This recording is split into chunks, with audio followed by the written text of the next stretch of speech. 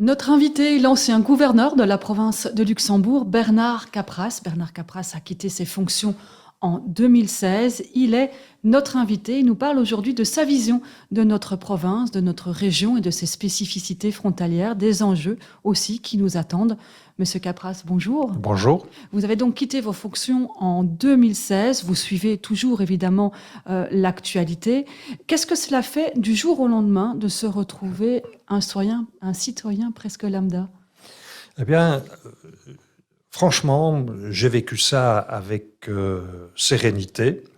J'avais fait le job et je suis retourné à ma charrue. Simplement, j'attache beaucoup d'importance au présent et au projet. Donc, je n'ai pas eu de difficulté, ni de regret, ni de nostalgie à quitter ma fonction. Mais vous l'aviez préparé, votre départ, donc vous n'êtes pas inactif, loin de là. Oui, j'avais préparé ce départ avec la volonté d'abord de ne pas interférer dans les affaires de la province, parce que c'était plus mon travail, et puis pour laisser à mon successeur le soin de prendre son envol. Et puis, j'ai gardé deux présidences dans la province, le Bastogne Mémorial de Bastogne, un centre de recherche, le Centre européen du cheval, situé à Montseuil, qui dépend notamment de l'Université de Liège.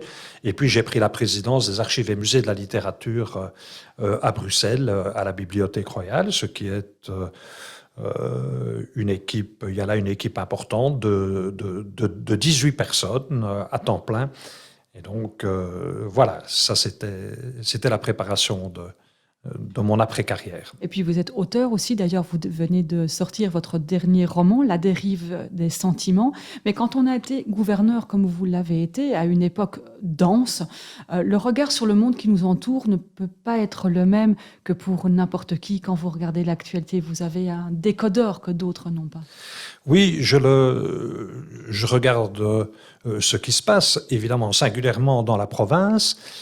Et je le fais avec distance, j'espère avec nuance et, comment dirais-je, avec aussi un filtre social. C'est-à-dire que j'essaie de voir toutes les initiatives qui sont prises en me posant la question de savoir quels seront l'impact que ces initiatives ou ces décisions auront sur la population et singulièrement sur les plus faibles de celles-ci.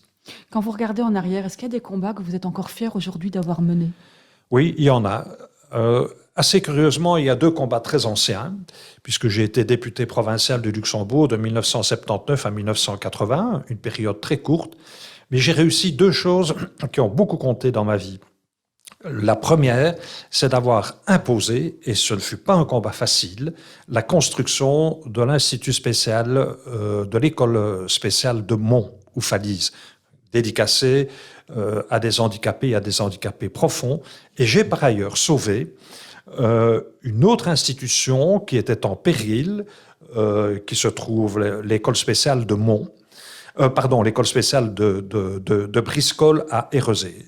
J'en ai forcé la provincialisation et ça lui permet d'encore vivre aujourd'hui. Donc ça, ce sont deux choses dont je suis fier, je n'ai pas peur de le dire.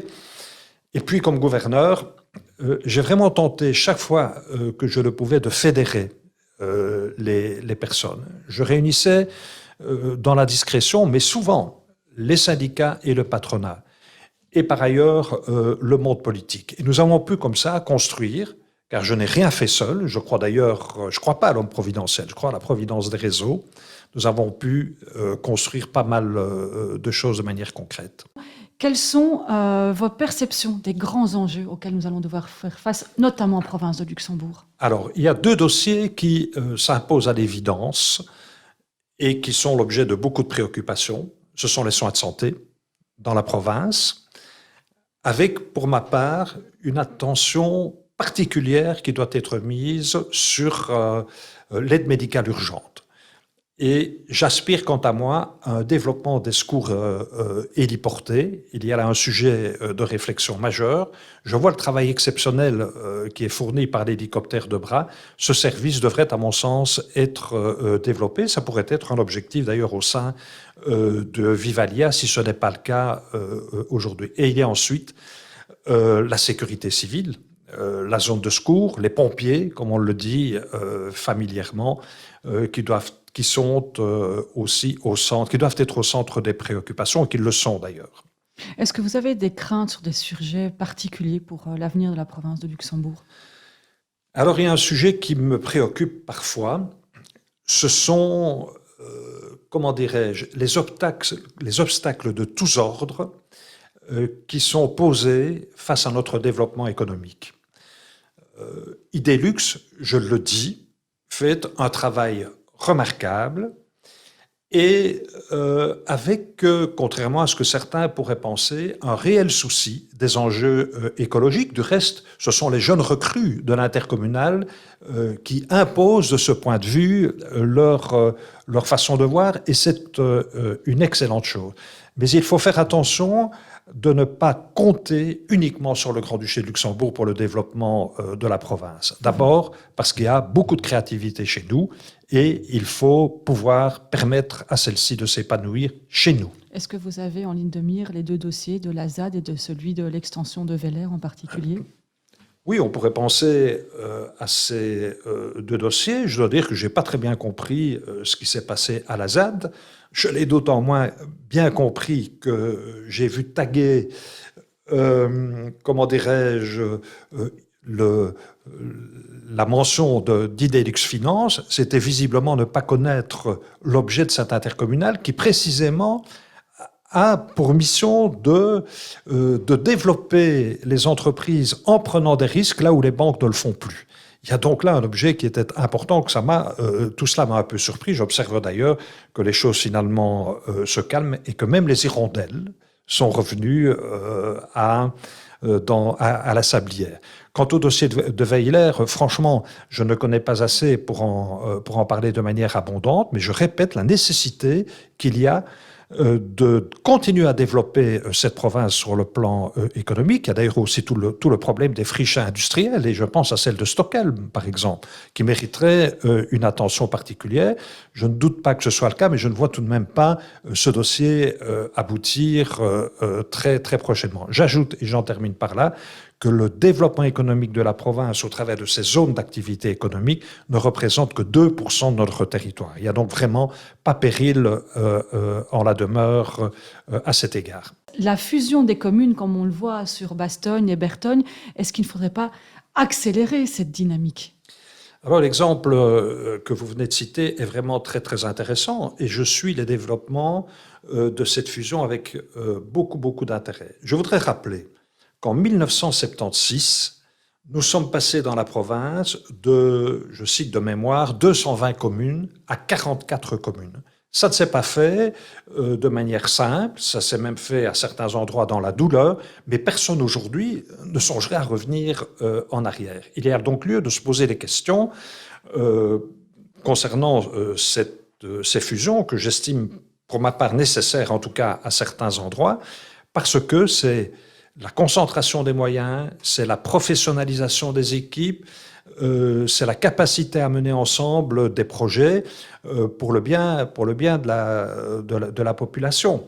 Évidemment, je comprends très bien l'attachement au terroir et à ce que celui-ci ne soit pas sacrifié dans ces opérations. Il appartient donc à ceux qui montent ces fusions, qui y réfléchissent, d'aborder ce sujet avec finesse, avec sensibilité et en rassurant la population. Mais vous qui maîtrisez le territoire de la province de Luxembourg comme quasi personne, quelles sont les régions où vous verriez bien des fusions? C'est compliqué pour moi, évidemment, de citer des chiffres, de citer des endroits de manière plus spécifique. Mais je me souviens de discussions avec, par exemple, le bourgmestre de Martelange et le bourgmestre ou la bourgmestre à l'époque de la commune de Fauvillers. Voilà peut-être un endroit où cela mériterait réflexion. J'ai vu par ailleurs que d'autres y pensent. Je pense c'était dans la région de Wellin, Tellin. Donc c'est bien que ces discussions s'engagent, et il faut que ce soit préparé longuement et avec, comme je le disais tout à l'heure, une grande écoute, notamment des communes qui pourraient se sentir comment dirais-je, phagocytés par des communes plus importantes. Donc là, il faut avoir l'intelligence de comprendre tout cela et de concevoir un projet. Pas faire une fusion pour la fusion, mais avoir derrière des projets de développement qui puissent convenir aux citoyens concernés.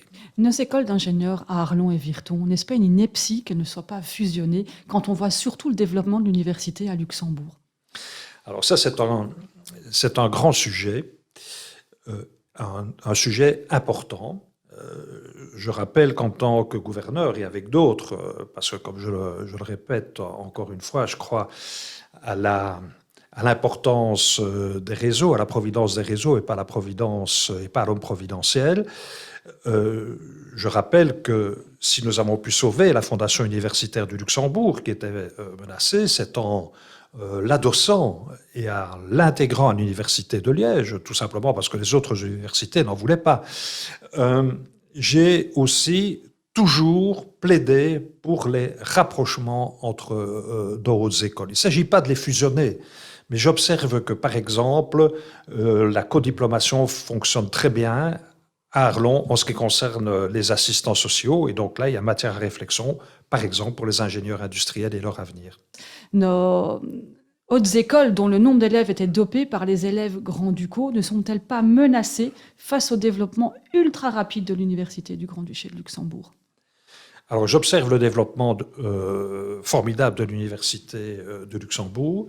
Je ne possède pas tous les éléments nécessaires pour répondre avec précision à votre question, mais comme on l'avait initié au départ de la FUL, je pense que les collaborations avec l'Université de Luxembourg sont indispensables. Et comme je le disais lors de votre question précédente, la nécessité aussi entre nos deux hautes écoles de faire les rapprochements utiles à leur survie peut-être quelque part, en tout cas dans certaines sections, en ayant toujours en tête le bien des étudiants. D'ailleurs, vous avez toujours été soucieux d'apprendre et d'apprendre beaucoup, de vous instruire beaucoup. Et je me souviens qu'un jour, il y a 20-25 ans, le temps passe assez vite, vous nous avez dit dans vos salons de votre résidence au Palais, c'est bon de lire, il y a toujours à un moment donné dans notre vie, dans une conversation, une phrase ou une idée qui ressortira. Il y a des phrases comme cela qui vous ont marqué? Oui, il y a beaucoup de phrases m'ont marqué. J'ai lu énormément et je pense que dans la lecture, dans les arts, dans la musique, dans le cinéma, même dans les séries, y compris les séries américaines, il y a des choses que nous captons et qui à un moment donné peuvent ressurgir sur la forme d'idées. Alors, j'ai deux phrases auxquelles je tiens. La première est de François Mauriac. La charité marche dans l'ombre de la justice. Ça veut donc dire qu'il faut donner la priorité à la justice et que lorsque l'on fait la charité, parfois nécessairement, eh bien, on est toujours en retard par rapport à l'objectif de justice sociale. Donc, la charité marche dans l'ombre de la justice. Et la deuxième, elle est de Churchill, agir comme s'il était impossible d'échouer. On parle de lecture et donc de culture. Est-ce qu'on n'est pas un peu le parent pauvre de la Belgique, ici en province de Luxembourg, où ce que l'on reçoit est infiniment inférieur aux autres habitants du pays? Oui, vous avez raison, c'est un sujet majeur. Les habitants de la province de Luxembourg, de mon point de vue, en ce qui concerne singulièrement les subventions qui sont accordées par les pouvoirs supérieurs, ne reçoivent pas leur juste part. Il y a donc là un combat politique important à mener. Il est d'autant plus important que la province, l'institution provinciale, est de moins en moins capable de suppléer cette carence venant d'autres pouvoirs s'agissant du Luxembourg. Pourquoi ? Parce qu'on l'a obligée à financer les services d'incendie alors qu'elle n'a rien à y dire et que ce n'était pas dans ses missions originaires. Et cela parce que le fédéral n'a pas respecté sa promesse de subventionner à concurrence de 50% la réforme des services d'incendie. Alors pour conclure en 2 mots, vous avez été viré de collège. On n'a pas tellement la culture de l'échec ici, on le vit plutôt ça comme quelque chose de honteux par rapport aux États-Unis ou ailleurs. Est-ce qu'on peut dire que ces expériences chez vous vous ont donné faim et qu'elles vous ont donné une force incroyable? En tout cas, Ces échecs successifs m'ont appris beaucoup de choses, singulièrement à travailler, ce qui n'avait pas toujours été le cas dans ma prime jeunesse. À un moment donné, mon père m'a envoyé travailler en usine. Et donc j'ai fréquenté là le monde ouvrier, pour lequel j'ai d'ailleurs énormément d'affection et de sympathie. Et puis j'ai doublé. Et j'ai eu la chance, et ça c'est vraiment extraordinaire, de tomber sur un professeur qui m'a révélé à moi-même, en me présentant un tournoi d'éloquence que j'ai gagné, en battant d'ailleurs, je le dis avec beaucoup d'amusement, les représentants des collèges qui ne m'avaient pas voulu, parce qu'après avoir été, j'allais dire licencié, renvoyé de deux collèges, j'étais persona non grata dans toute une série d'autres établissements, j'ai battu les représentants de ces collèges-là, mais ce professeur m'a montré que j'avais des capacités et m'a donné le goût de les développer. Donc oui, l'échec pour moi a été bénéfique. Et c'est vrai ce que vous dites, on peut s'inspirer à cet égard-là des Américains. Ils ont beaucoup de défauts, mais celui-là, ils ne l'ont pas. L'échec, pour eux, n'est pas répréhensible. Et donc, vous pouvez par exemple faire faillite aux États-Unis. Ça ne vous empêchera pas de retrouver des moyens financiers pour redévelopper vos affaires. Un grand merci, Bernard Capras, d'être venu dans notre studio.